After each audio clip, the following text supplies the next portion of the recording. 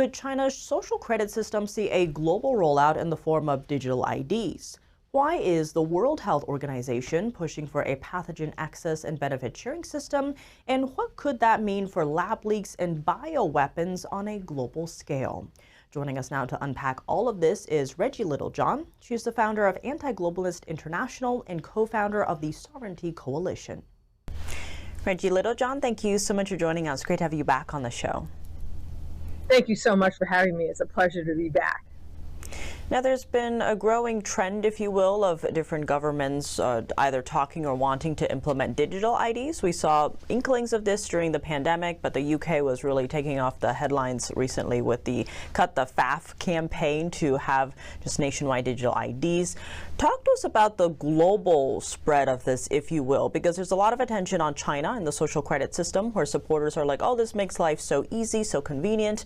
But if you somehow find yourself on the wrong side of the party, there's a lot of stories of people suddenly they can't get on certain trains, they can't get to certain hotels, they can't get their bank accounts. What are the security concerns if this does go global?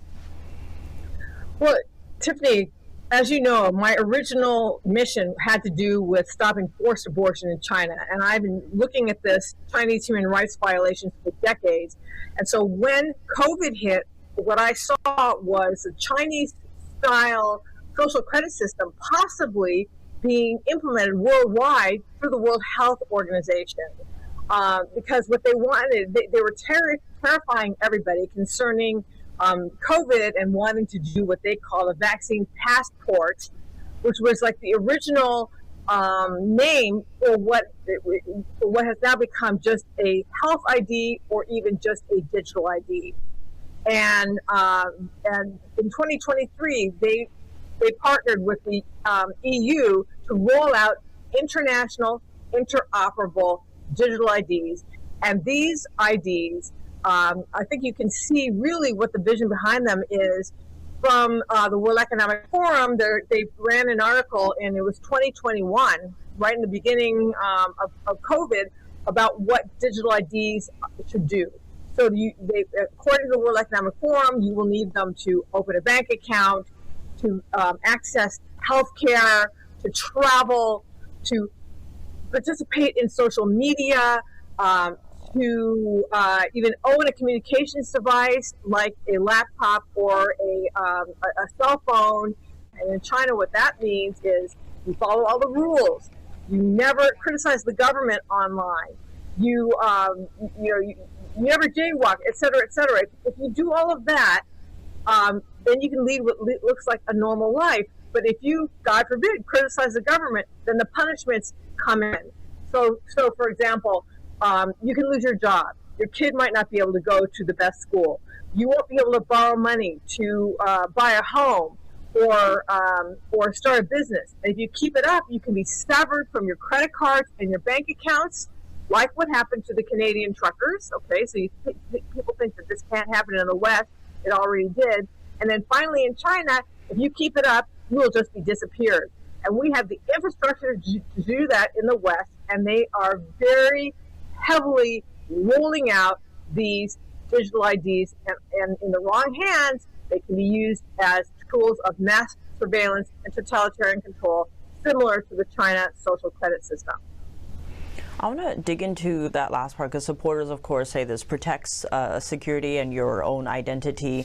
But what about privacy on a global level? If you do have this sharing system where countries can share, if China has access to that, could they take away our access to things? Well, sure they could.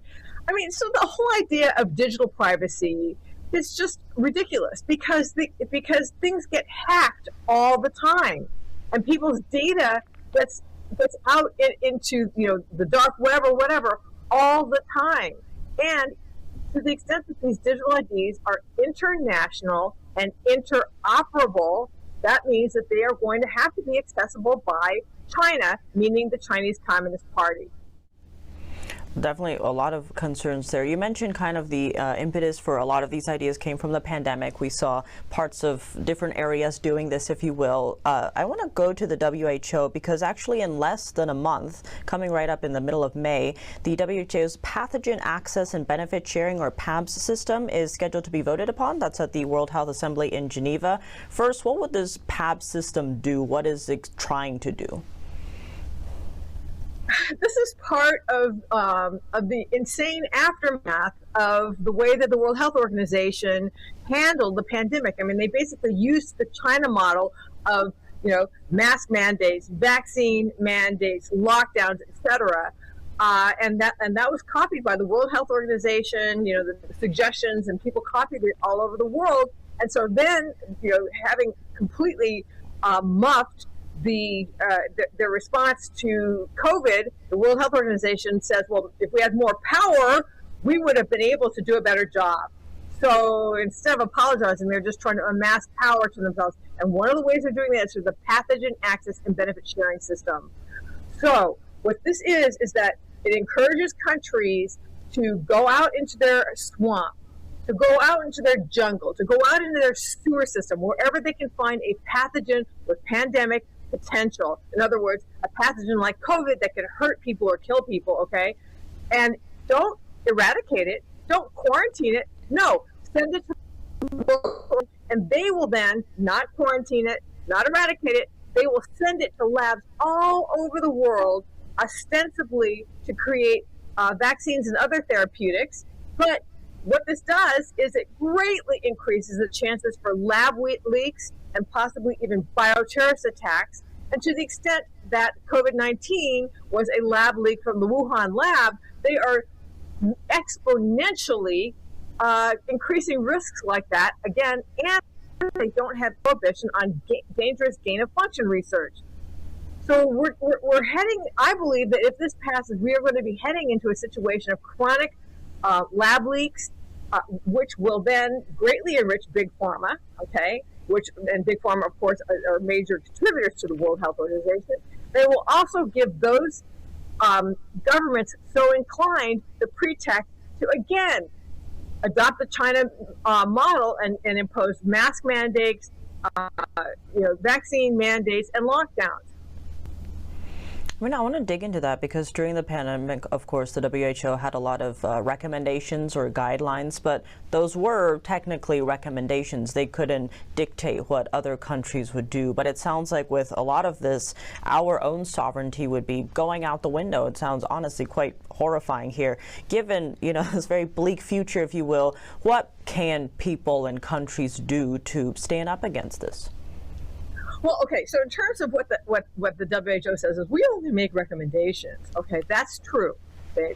But this new pandemic treaty is going to have an enforcement mechanism, which we don't really know what it is, but it's not going to be without teeth. And then beyond that, a lot of countries say that if they are following the WHO recommendations, that their doctors have, don't have liability, so they just follow. So even though the WHO is not forcing them to follow, they do rely very heavily on the recommendations of the WHO. So they have to be taken very seriously. What can people do? In America, the main thing that people can do is you can go on my website, antiglobalist.net. That's antiglobalist.net, and sign our petition against the PABS, the PABS system. We got a petition right there, and we would love to be able to go to Geneva and say, look, we've got however many, 10,000, 100,000 signatures on this to stop the PABS system from all over the world. Definitely a lot at stake here. Reggie Littlejohn, though, as always, thank you so much for joining us. Thank you so much for having me.